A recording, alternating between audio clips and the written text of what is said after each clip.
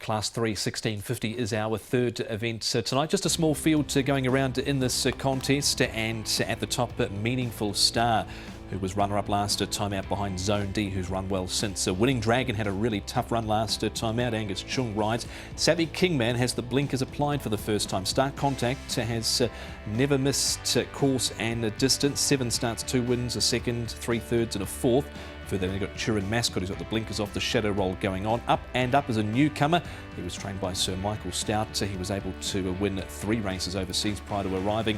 Philofion, a last start winner, but has never won in this grade from 26. And Viva Hunter missed the start last time out. Pace in this, again, Nick, probably on the slow side, but maybe Viva Hunter leads here as long as he jumps cleanly. Yeah, that's certainly what he needs to do, because if he doesn't, then he's going to end up on the back foot. So, look, he might be the one to press forward. You've got Savvy Kingman, who has shown pace and has led in the past. He's got blinkers going on for the first time at the age of 6, which is interesting. So it'll be fascinating to see what they do with him with the headgear now applied. Winning Dragon is another horse who can race on the pace. There is a bit of pace in the race. It just depends who wants to take it up and what they want to do. I mean, Star Contact, Paul, he's also shown good speed. Yeah, so any one of those 4 could actually lead this race. I thought Meaningful Star will get a really good run. Up and Up will go back, I think, from on his debut. Turin Mascot and Philofion, they generally go back. Okay, we can hear from David Hayes. He is the man that does put the polish on the favourite, or the likely favourite in the race anyway, and that is Star Contact. David Hayes, Star Contact is one of your runners on Wednesday night. Bit of a theme running through your horses, good draws. He's got gate number 1, but he's certainly racing very well. He is, and probably been narrowly defeated and had tricky gates. So I can see that he'll get a nice run. He's got Zach and he's very fit, so I expect a good run. He's always looked like quite a robust type of horse. Has he just taken that little bit of time to come down? I mean, he started the season off obviously at a little bit lower mark, 48, but he really has blossomed now, hasn't he? He has, and he's doing a mini Red Majesty, I think. We like him. He's didn't take as many runs to find his form as Red Majesty and started his run off a higher mark, but he loves the valley, he's very consistent, and he's a pleasure to train.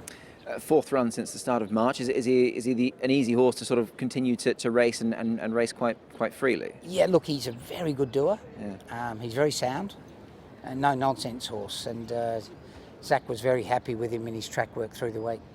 I wanted to ask you actually about sort of the type of horse he is again, just purely because his weight in his last 5, his body weight, has fluctuated only sort of 11 pounds up and down. He seems to hold his weight really well, so obviously that would trend to the fact that he is such a good doer. Yes, it is. He never it's a real bonus if you get a horse that eats properly in Hong Kong, because a lot don't, and he's one that does. Yeah, he's just becoming a really good money spinner, isn't he, really, this horse? Yes, he's been terrific. And when he first started here in Hong Kong, I doubted whether he'd be good enough. Right.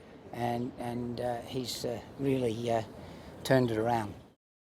Yep, he certainly has turned it around. He's going exceptionally well at the moment as Star Contact, and he currently is the 2.2 favourite. But who else is in the race that could potentially beat him? Well, Viva Hunter is one of those, Paul, a favourite of yours.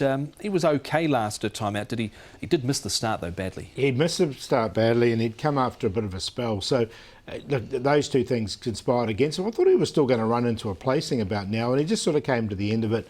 Look, if he jumps cleanly, he's definitely a chance, but there's a couple of ifs there with him. There is. He's a pound lower than his last win, which was course to distance, and he has placed off £2 higher on the all-weather back in October. So he's certainly in the right place as far as his mark's concerned to go well. What about Philofion, Nick? He won really well last time out, but he's never won in this grade. He's got 1 second placing, 3 thirds. Does maybe the small field here give him a little bit of an advantage in this? Yeah, my thinking exactly, Tom. And look, I've snuck him in on a very minor line, but 0 from 26 in the grade tells me enough that he just doesn't quite measure up in this sort of company. But look, I couldn't fault this win. It was a decent win over Holy Power, who's a lightly raced horse and perhaps still progressive. So you'd have to give him some sort of each-way chance, Paul. Yeah, look, if he reproduces that, in the small field. But look, I didn't get him in, but he did win nicely in that grade. He's got £120 to carry De Souza and Ricky Yu. So we're 2.2 here, Paul. Your favourite, Star Contact, is he on top, or do you go elsewhere? I'm going to go elsewhere. I'm going to go with Meaningful Star, actually. Look, the horse has had 2 runs this season, and he was just beaten off a pound less last time. one off a rating of 70, and I think he's at peak fitness now after 3 runs. Viva Hunter, if he jumps, does everything right, I think he can be there. The favourite Star Contact is obviously okay in this grade because he's been performing in it, and Savvy Kingman with blinkers on for the first time should be on the pace. 1843. Yeah, I'll go with Star Contact here. He's a wonderfully consistent horse this season, and David Hayes has done a super job with him as well. And he's holding his weight nicely, this horse, so he's clearly in a good space at the moment, and he has drawn well. Over Meaningful Star, we're going for second. That was a good run from him last time. It's only his 3rd run of the season. Conditions absolutely fine for him. I've put the 6 Up and Up in for 3rd. Look, he's a newcomer. His form for Sir Michael in the UK was okay. He's won on all sorts of going, and I didn't mind his most recent trial. So we'll put him in at a bit of a price, and Villa Theon in for 4th there in the bid that he can perhaps run another sound race in this grade. 4167.